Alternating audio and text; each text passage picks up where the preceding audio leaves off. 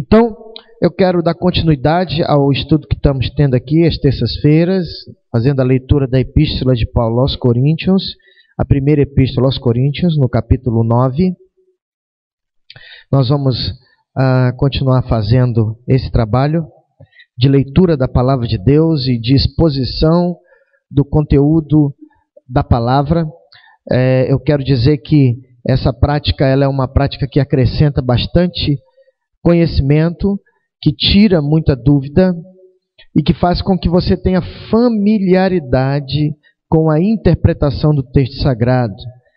Quem conhece a Bíblia e faz uma interpretação correta do texto é alguém que certamente não se deixará enganar por falsos ensinamentos e por outras questões que às vezes surgem no seio da igreja para confundir a fé das pessoas. Recentemente, eu tive uma conversa com alguém que estava com bastante dúvida sobre um tema que vai estar aqui hoje nessa sessão da primeira epístola de Paulo aos Coríntios, a respeito do sustento de sacerdotes, de pastores, de obreiros, e eu quero aproveitar no dia de hoje para falar um pouco sobre essa questão.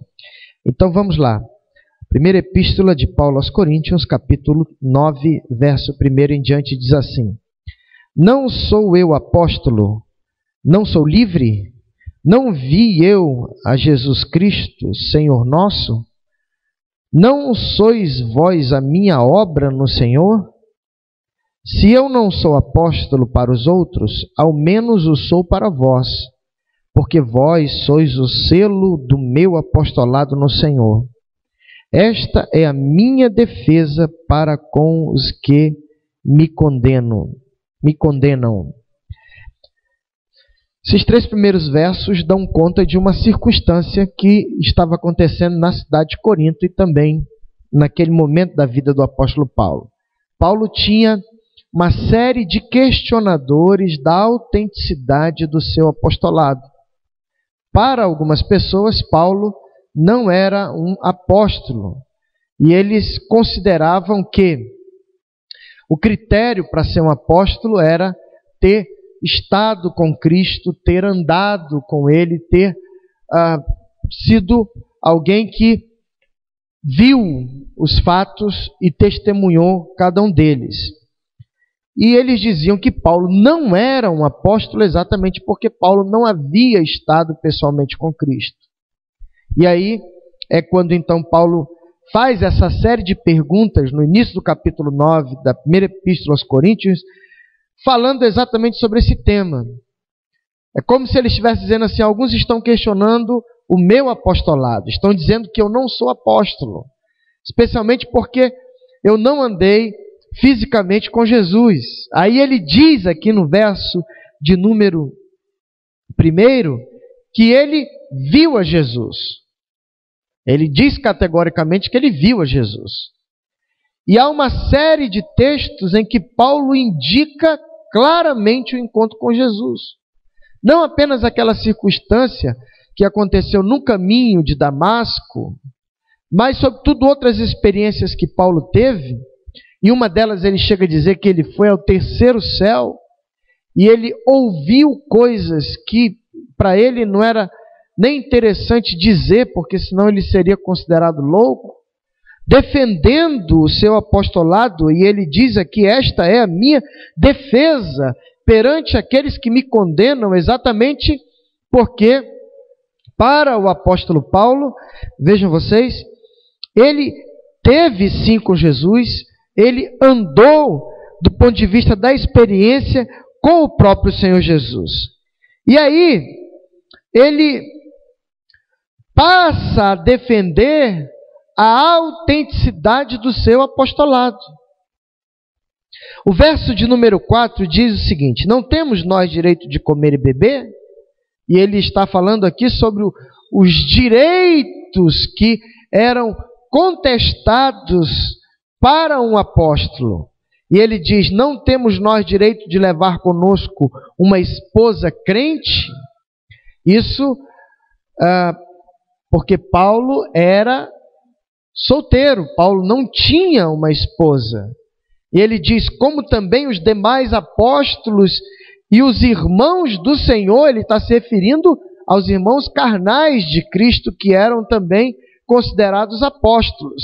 E Cefas, que é Pedro, que tinha uma esposa, Paulo diz, olha, Pedro tem esposa, os demais apóstolos também têm esposa, eu tenho o direito de ter.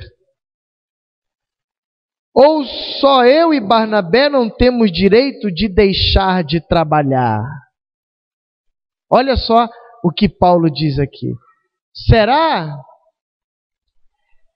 que só eu e Barnabé não temos o direito de deixar de trabalhar? Por quê? Porque também havia uma certa contestação acerca do sustento do apóstolo Paulo e de Barnabé. Vamos continuar a leitura para a gente entender. Quem jamais milita à sua própria custa? Quem planta a vinha e não come do seu fruto? Ou quem apacenta o gado e não se alimenta do leite do gado? Digo isto segundo os homens? Ou não diz a lei também o mesmo?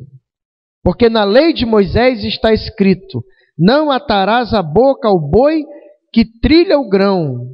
Porventura tem Deus cuidado dos bois? Ou não diz certamente por nós? Certamente que por nós está escrito, porque o que lavra deve lavrar com esperança, e o que debulha deve debulhar com esperança de ser participante. Se nós vos semeamos as coisas espirituais, será muito que de vós recolhamos as carnais? Se outros participam deste poder sobre vós, por que não? Porque nós não? E mais justamente, mas nós não usamos deste direito, antes suportamos tudo para não pormos impedimento algum ao evangelho de Cristo. Não sabeis vós que os que administram o que é sagrado comem do que é do templo? E os que de contínuo estão junto ao altar participam do altar? Assim ordenou também o Senhor aos que anunciam o evangelho, que vivam do evangelho. Vejam, Paulo aborda diretamente a questão do sustento do obreiro, do pastor, do sacerdote. E qual que é a lição clara aqui? A lição clara é que aquele que serve na casa de Deus, como quem ensina, como quem ministra, como quem pastoreia, como ele próprio diz aqui, como quem semeia coisas espirituais, de ser sustentado pela própria igreja. Como ele diz, quem semeia o que é sagrado, ou quem administra o que é sagrado, deve ser sustentado pelo próprio templo. Então, meus irmãos, às vezes a gente observa que há alguns pastores, há alguns líderes, que eles não recebem absolutamente nada da igreja. Como o próprio apóstolo Paulo diz, que era o caso dele, que ele abria mão de receber para que não houvesse embaraço ao evangelho. Ou seja, para que conflito nenhum fosse gerado.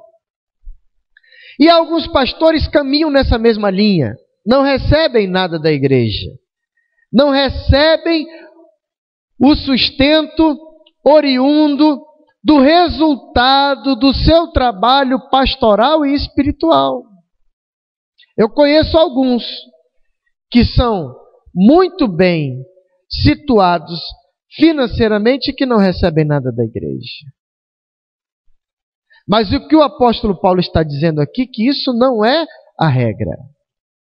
Que a regra é que o pastor, o sacerdote, ele receba o sustento da igreja.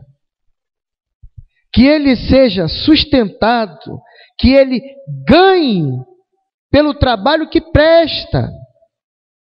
E o que ele diz aqui é que aquele que semeia deve ter esperança na colheita, afirmando que é justo que o pastor receba da igreja, que o sacerdote seja sustentado pelo templo.